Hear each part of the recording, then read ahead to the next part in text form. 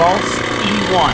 It's a Pfalz is a German manufacturer based in Bavaria, and it is a license-built Marine Saunier.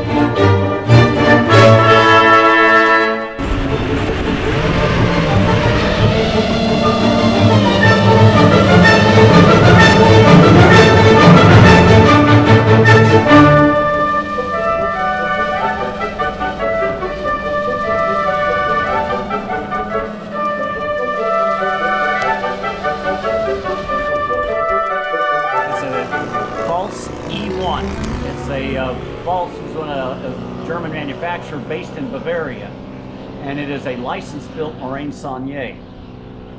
And it's very similar to the Fokker Eindeckers. It was not nearly as well. It's based on the Pfalz USA kit, the Pfalz USA 90.